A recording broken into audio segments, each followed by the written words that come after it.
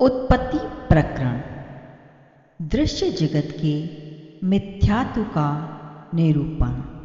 दृश्य ही बंधन है और उसका निवारण होने से ही मोक्ष होता है, इसका प्रतिपादन तथा दृष्टा के हृदय में ही दृश्य की स्थिति का कथन। श्री वशिष्ठ जी कहते हैं, हे श्री राम, जिसमें मुमुक्षुओं के व्यवहारों का ही प्रधान रूप से वर्णन है, उस मुमुक्ष व्यवहार प्रकरण के बाद मैं इस उत्पत्ति प्रकरण का वर्णन करता हूँ। हे श्री राम, जब तक दृश्य जगत की सत्ता है तभी तक वह जन्म मृत्यु रूप संसार का बंधन है। जब तक दृश्य जगत की सत्ता है तभी तक ही यह जन्म और मृत्यु का संसार का बंधन है। दृश्य का अभाव हो जाने से बंधन कदापि नहीं रह सकता। यह दृश्य जगत जिस प्रकार उत्पन्न होता है वह बता रहा हूँ, तुम क्रमशः ध्यान देकर सुनो। संसार में जो उत्पन्न होता है वही वृद्धि एवं क्षय को प्राप्त होता है, वही बंधता और मोक्ष को प्राप्त होता है तथा वही स्वर्ग या नरक में पड़ता है। अपने स्वरूप का बोध न होने से ही बंधन है।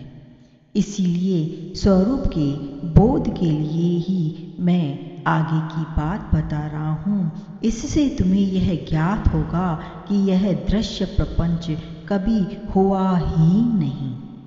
उत्पत्ति आदि का संबंध इस दृश्य जगत से ही है, आत्मा से नहीं। आत्मा तो दृश्य की उत्पत्ति से पहले जैसा रहा है वैसा ही उसकी उत्पत्ति के बाद भी है। वह सदा ही एक रस रहता है।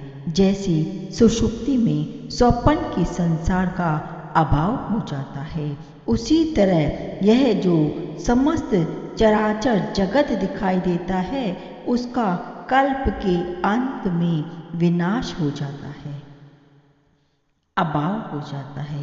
तत्पश्चात निष्क्रिय, गंभीर, अपरिचिन्न, नाम रूप से रहित और अव्यक्त कोई अनिर्वचनीय सद वस्तु ही शेष रह जाती है।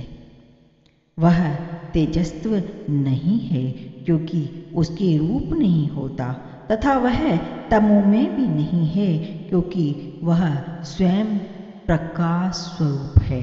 विद्वानों ने व्यवहार निर्वाह के लिए उस सत्य स्वरूप परमात्मा के हृत, आत्मा, परब्रह्म तथा सत्य इत्यादि नाम रख छोड़े हैं।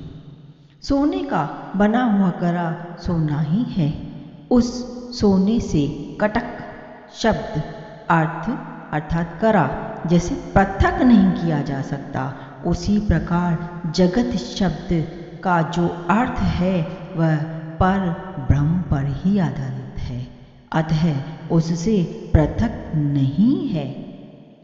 जैसे कड़े का स्वरूप स्वर्ण के स्वभाव के ही अंतर्गत है, कड़े के स्वभाव के अंतर्गत नहीं। इसी प्रकार यह जो दृश्यमान जगत भी अपने अपरिचिन्न अपनी परिचिन्न स्वभाव को त्याग देने पर ब्रह्म भाव में ही प्रतिष्ठित है, जगत शब्द के अर्थ में नहीं।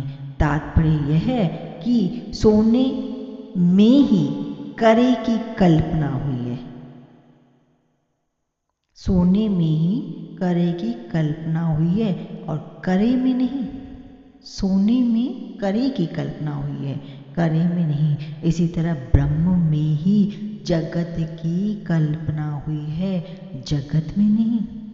अतः वह ब्रह्म से भिन्न नहीं है। जैसे मरीचिका में प्रतीत होने वाली नदी अपने भीतर न होने पर भी चंचल तरंगों का विस्तार करती है और वे तरंगें सच्ची सी जान पड़ती है।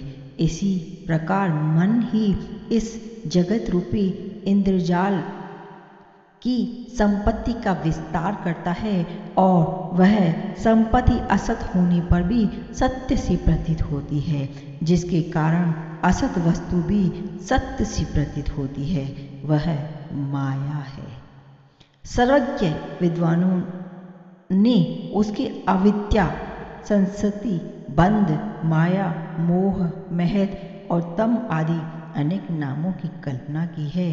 हे प्रिय श्रीमान, हे राम, दृश्य प्रपंच का अस्तित्व ही दृष्टा का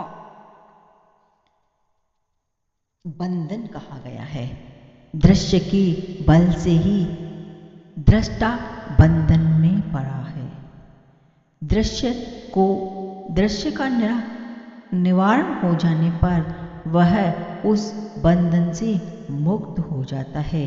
त्वम माना तुम, अहम माना मैं और इदम माना यह इत्यादि त्वम, अहम, इदम, तू, मैं और यह इत्यादि रूपों में जो कल्पित, जो मिथ्या जगत है, उसी को दृश्य कहते हैं। जब तक वह दृश्य बना रहता है तब तक मोक्ष नहीं होता। यदि यह दृश्य जगत वास्तव में है तब तो किसी के लिए उसका निवारण नहीं हो सकता, क्योंकि जो असत वस्तु है उसका अस्तित्व नहीं है और जो सत्य वस्तु है उसका कभी अभाव नहीं होता। चित्त स्वरूप आत्मा का जिसे बोध नहीं है, वह दृष्टा जहाँ कहीं भी रहता है वहाँ उसकी दृष्टि के समक्ष इस दृश्य जगत का वैभव प्रकट हो जाता है। इस दृश्य प्रपंच में रहते हुए निर्विकल्प समाधि कैसे हो सकती है? निर्विकल्प समाधि होने पर ही चेतनता और तुरीय पद की प्राप्ति होती है। जैसे सुषुप्ति प्रगाढ़ निद्रा के पश्चात यह सारा सांसारिक दुख अनुभव में आने लगता है और उसी प्रकार समाधि में उतरने पर यह संपूर्ण दुख में जगत जैसे का तैसा प्रतीत होने लगता है। इस मन रूप दृश्य के रहते हुए कोई समाधि के लिए कितना ही प्रयत्नशील क्यों न हो, क्या उसे दृश्य प्राप्त नहीं होता? अवश्य होता है, क्योंकि जहाँ जहाँ उसकी चित्त वृत्ति जाती है वहाँ वहाँ उससे संबंध रखने वाले जगत रूपी भ्रम का निवारण नहीं किया जा सकता। जैसे कमलगट्टे के भीतर कमलिनी का वह बीज विद्यमान है जिसमें उसका मृणाल में रूप छिपा हुआ है, उसी प्रकार अज्ञानी दृष्टा में वह बुद्धि रहती है जिसमें दृश्य जगत अंतर्हित होता है। जैसे पदार्थों में रस, तिल आदि में तेल और फूलों में सुगंध रहती है, उसी प्रकार उपद्रष्टा में दृश्य बुद्धि रहती ही है। कपूर या कस्तूरी आदि जहाँ कहीं भी हो उनकी सुगंध प्रकट हो ही जाती है। इसी प्रकार दृष्टा कहीं भी हो उसके उदर में दृश्य जगत का प्रादुर्भाव हो